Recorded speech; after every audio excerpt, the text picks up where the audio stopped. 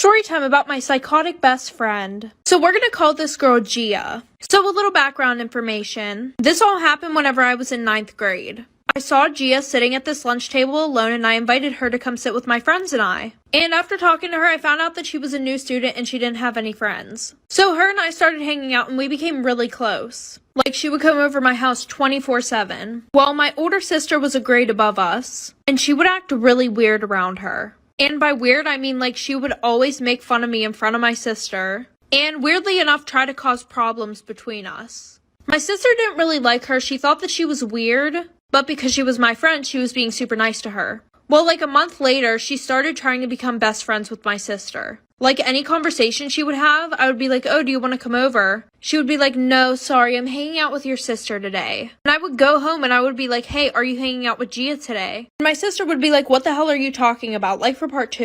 Part 2 about my psychotic best friend. So like I said, my sister was like, no, what are you talking about? So at this point, I'm thinking, oh, this girl's really weird. But it gets even worse. She comes over my house one day to hang out with me and goes in my sister's room the whole time. My sister dyed her hair black, so what does she do? She dyes her hair black too. The obsession was like really fucking weird. Anyway, so the one night that Gia's over, yes, I still had her over after this because I didn't think it was really weird at the time. My sister had her boyfriend over and they were in the living room watching a movie, and the whole time Gia is begging me to go in the living room and watch the movie with them. So I'm like, fine, whatever, we'll do that. We go into the living room, we all sit on the couch, and my couch is kind of small, so like we all had to squish. So she sits her ass right next to my sister's boyfriend. Well, my sister's boyfriend got up and started freaking the fuck out. Well, turns out that Gia was trying to touch him under the blanket. So I told her to leave. The next day I got a whole paragraph of her saying that she just wanted to story time about the boy who pretended to like me to get closer to my best friend.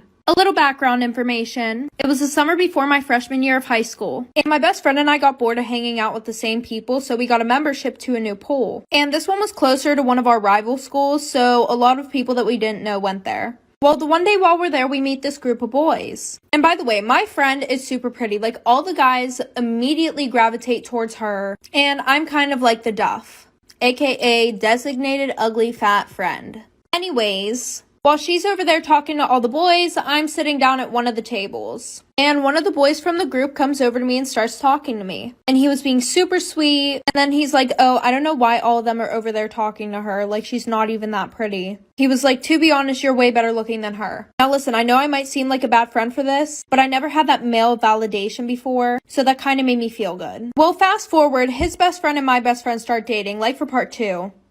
Part 2 about how this guy used me to get with my best friend. Like I said, they started dating. The boy that I was talking to at the pool, we're gonna call him Luke. Well, Luke's best friend was dating my best friend. Fast forward 2 months, Luke's saying how he wants to date me and stuff like that, but it's not the right time. And every time that I would ask Luke to hang out, he would only hang out if my best friend was there. Red motherfucking flag alert, bitch. Anyways, I didn't see that red flag. So Luke and his best friend go to this party. And apparently I was told that there was this girl there that was really hot. And Luke was saying to his best friend, oh, you should hook up with her. She's totally into you. Your girlfriend won't find out because she doesn't even know any of the people at this party. So he hooks up with the girl there. Then Luke calls me and says, OMG, like he cheated on your best friend. So I immediately call my best friend to tell her. And because she likes to talk to Luke about all her problems, she calls him. So he goes over there to comfort her. I didn't hear anything from them till a week after. My best friend posted him on her story and goes, my new boo. Story time! So yesterday my friends and I all went to the fair and there were 6 of us in total. And none of us wanted to have to worry about driving there and parking, so we just Ubered instead. So we left the fair around 11:15 and we walked to a nearby shopping center where the Uber picked us up about 10 minutes late. We ended up leaving at 11:30.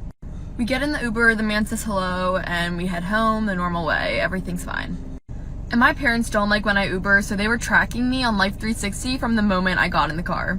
After about 10 minutes in, I get a text from my mom, and it said, where are you?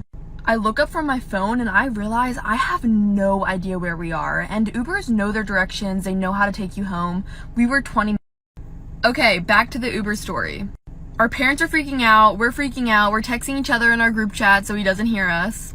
Also, while this is all happening, he wasn't talking to us, but he had an earbud in, and he was talking to someone on the phone really quietly. It was super creepy.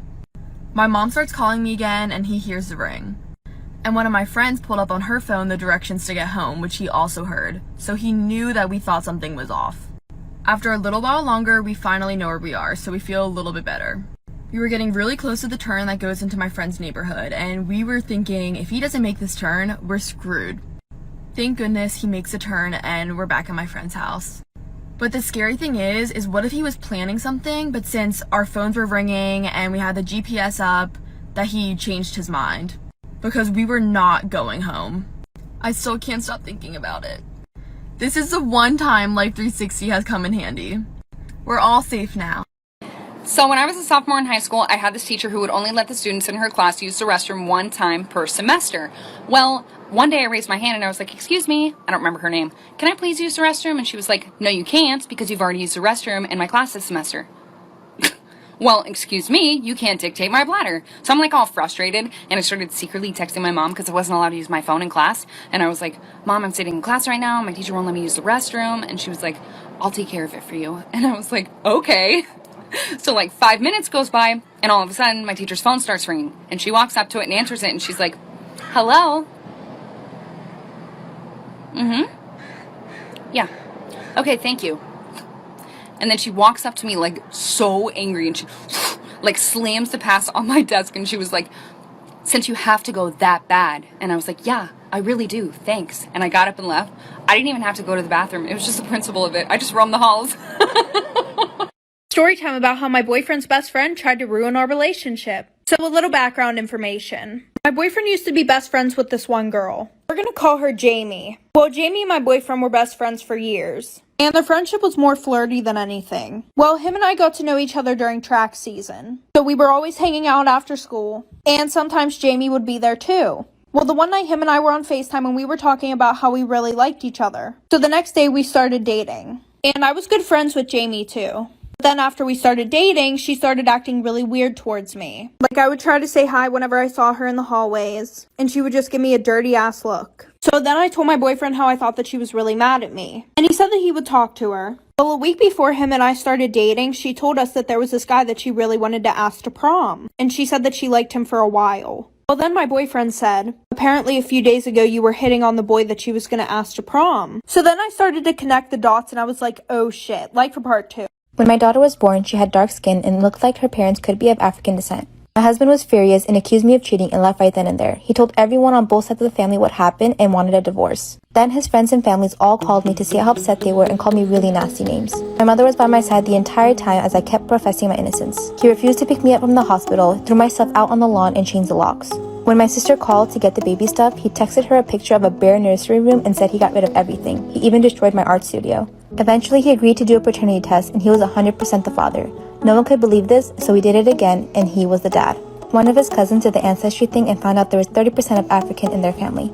This made Jim's paternal great-grandmother admit to having an affair around the same time Jim's grandfather was born, and because he could pass as hers, she just assumed her husband was the father. Since then, he's been reaching out and everyone has come to apologize. I told him I needed time and he asked to see the baby and I let him, but I'm too afraid to physically hand her to him. I've never cheated and have been 100% innocent all this time. Am I the asshole for not wanting to give him a second chance? After moving to a new city, I met this guy on Tinder. Our relationship was progressing really fast and after a few weeks of dating, I found out I was pregnant. We went to the hospital where they confirmed I was pregnant but very early on. My boyfriend was furious. He said he didn't sign up for this and he knew people who could quote-unquote get rid of it. I told him I'm going through with this with or without him. I didn't speak to him for a couple days when he reached out saying he wants to be part of his child's life. He moved in immediately so that we could start saving money. The morning after he moved in, he made breakfast for me. I was extremely nauseous and not in the mood to eat anything. He started yelling at me and saying it's for the baby, I can't be selfish. Less than 24 hours later, I was bleeding uncontrollably. He told me it was nothing and I shouldn't seek help. When the bleeding didn't stop, I went to the hospital where they told me I was no longer pregnant. I had no suspicion he had anything to do with it, so we stayed together. Weeks later, I finally kicked him out because of the abuse he was giving me and my dogs. I found out I was pregnant and I told my OB the situation, and that's when she told me I most likely didn't miscarry but was given something to dispel my pregnancy. My daughter is now 2 but still live in fear of seeing him in public.